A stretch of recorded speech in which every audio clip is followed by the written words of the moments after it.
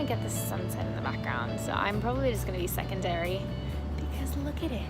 It's just so pretty. You guys can just stare at sunset while I talk, because let's be honest, that's the real information there. Anyway, I also feel like it's very I was going to say setting, but it's fitting that the sun is setting behind me as we sunset these videos. That's not how we're doing it. Nope. This is what we're doing. We're finishing the videos and there's a sunset, so it's fitting. That's what I was trying to say. Anyway, I'm jet lagged. So, the 30th piece of advice for my childhood self. The 30th piece of advice, I decided there are so many more pieces of advice than 30. I just ran out of days. So maybe I'm even going to keep going. I don't know. But I think I'm going to talk about more than just one in this particular one. So just bear with me. The 30th piece of advice that I would impart to my childhood self is we are energy. Everything is energy. We're all made up of the same thing.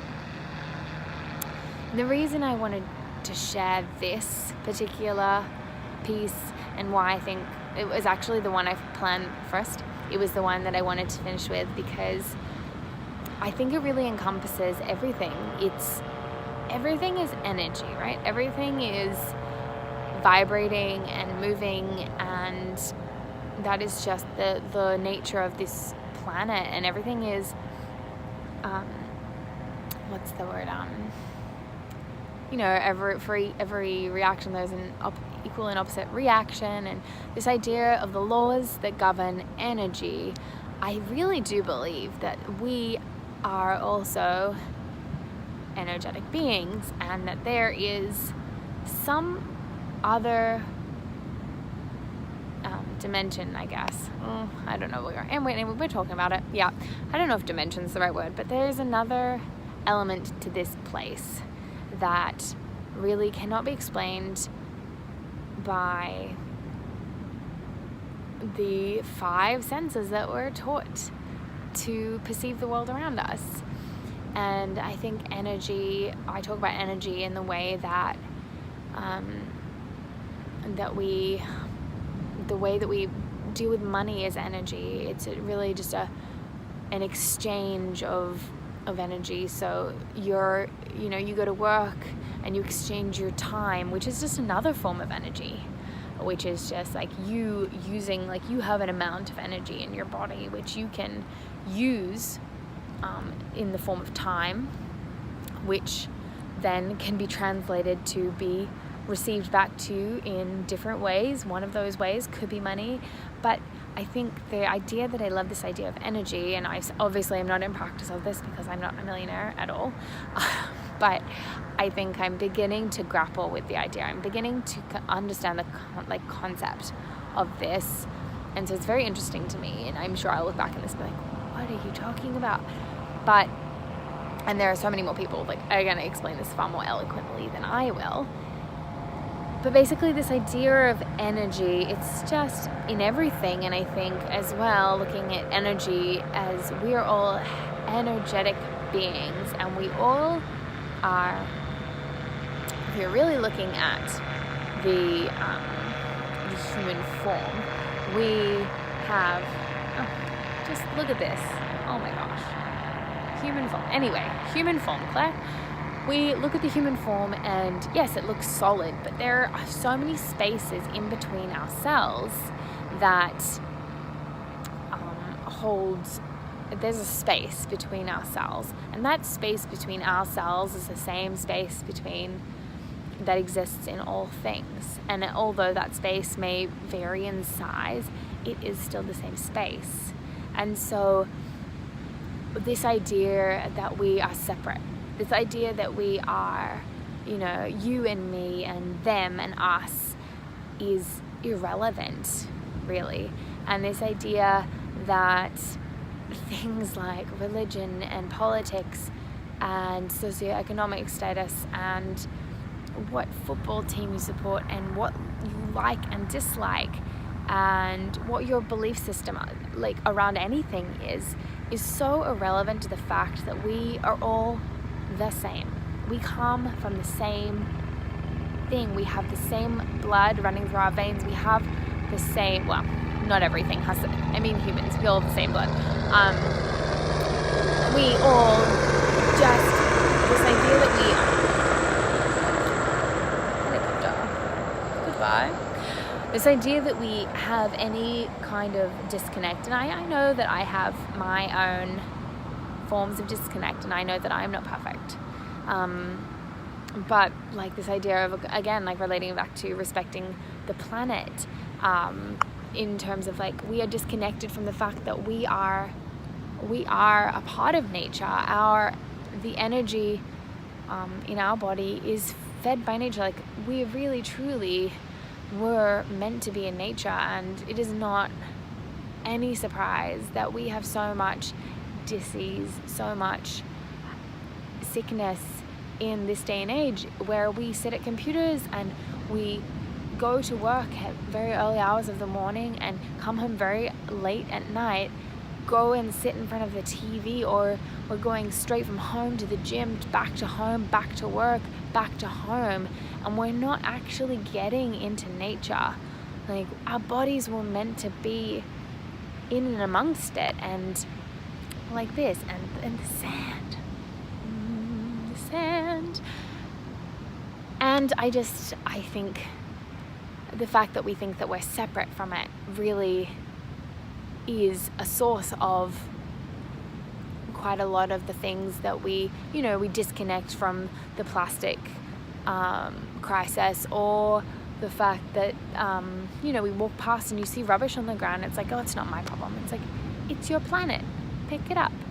And obviously you can't waste your entire day like picking up everyone else's rubbish, but it's like if everyone had that same mentality of this is ours to share, then maybe we wouldn't have to be picking up after other people. And this idea that religion is teaching them and us and this belief and this specific thing, and it's like, yes, I'm all for religion, but I believe more towards spirituality in terms of the fact that we all come from, I don't know, I guess the best way that I could describe it is frequency. There's some other thing that we connect in with, that thing that when you're meditating and you sit there and you're with yourself and you disconnect from the drama of your life and the blah blah, and your story that you're so stuck in, and you really just sit with yourself and you see yourself observing all the stories in that space, that consciousness that operates within us all when we connect in with it, and that can connect us with it, like between all people, and that feeling that you get when you meet a stranger and it's like you totally get them, that kind of connection, that kind of energy. I've totally probably lost just half of you, but that's okay. But so I just think we are all energy, and I think it's so detailed, and obviously I could talk on for hours, and I don't know enough about it to talk on for hours, but I would. But basically, we have separateness when we should have connectedness.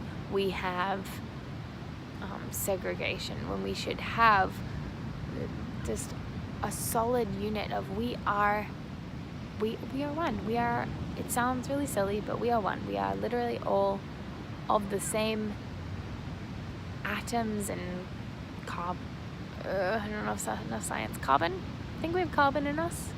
We all have sciencey things that belongs in lots of other things. And you break it all down, we're all just matter. It's all, the body decomposes and it goes into the earth, and the earth feeds the trees and the birds, and the animals eat from the earth, and then the animals die and they go back into the earth, and it's just this big cycle of material. And and I think this body is just, I don't know. I think my beliefs end there. I'm not really sure how I feel about rebirths and all that. But I think just this idea of we're all connected, and I think that really just demands respect. And we don't have to understand or fully accept everyone's beliefs and take them true for ourselves. But I think we can have a respect for everyone in all walks of life. And I understand that situations like, murder and death and all these kinds of things can be hard to, rape or whatever, these horrible, horrible things that happen in the world. It can be hard to really come around to the idea that we are connected to those kinds of acts of violence. But I think the reality is, I think we really truly are. Like, I think if we were raised in different circumstances, if you really look at the environmental factors and the everything that has gone, like hereditary factors, all these different things that have gone into those individuals, mental health issues that have gone unnoticed, so much of these things that have just not been addressed, that maybe we would make the same decisions. Not that we wouldn't know, but it's possible. And I think having judgment for someone else is not doing anyone any favors. Really, I mean, as far as I have been led to know, judgment of other people is simply a judgment of that part of ourselves.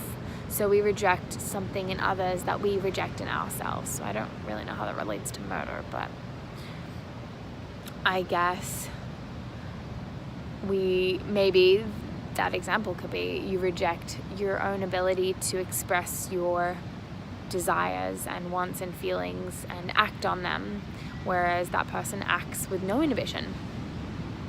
So maybe that could be a judgment if you're in huge judgment of that particular kind of act. Anyway, don't know why we got onto murder, but we did.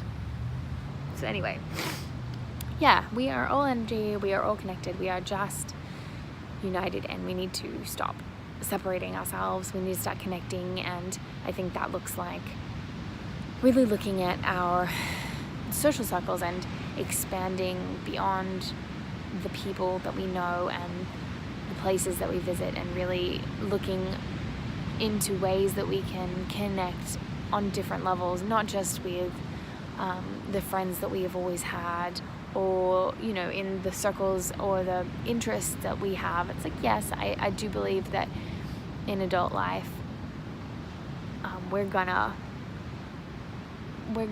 have the choice to choose things that we love and just spend time with people who do certain things that we like to do as well. But in the reality is, in this world, you are going to interact with people who don't do the things that you like, who have a different set of worldviews to you, who are going to be approaching life differently to the way that you approach life, even if it's big or really, really small. Like, no one's the same. And so I think having this idea of respect, this idea of working together, this idea of community, regardless of these other factors, could be really important for kids. I'm just wondering if I'm going to be running over for this truck. No.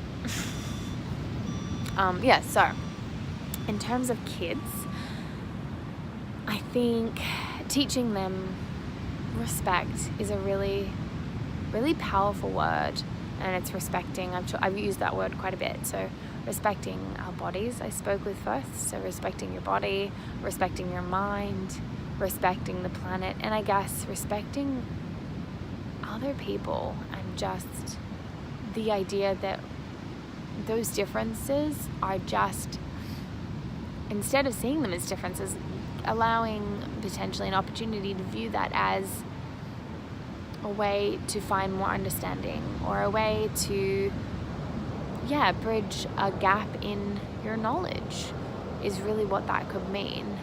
And maybe if you had been exposed to something different, a different point of view, a different way of looking at something, then maybe you would have a different view as well. But even if you didn't, just being able to respect that individual person's way of living life, and really just understanding that we're all just seeking joy, we're all just seeking our own version of happy, and we're all holding on to stories and programs and conditioned behaviors, and we've all grown up in less than ideal environments, and we just really need to understand that everyone has a story.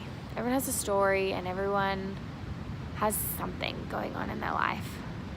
And if we could approach one another with more love and more understanding and more just respect, I think that would just make for such a huge shift in the way that this world operates and the way the next generation operates. And yeah, so yeah, I think that's me. We're done. 30. I'm probably gonna cut that out because it probably wasn't pretty. Anyway, look at this sunset, and the sunset's on my face.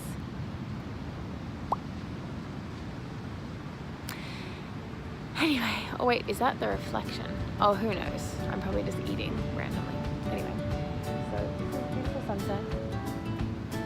I'm gonna go enjoy the rest of it.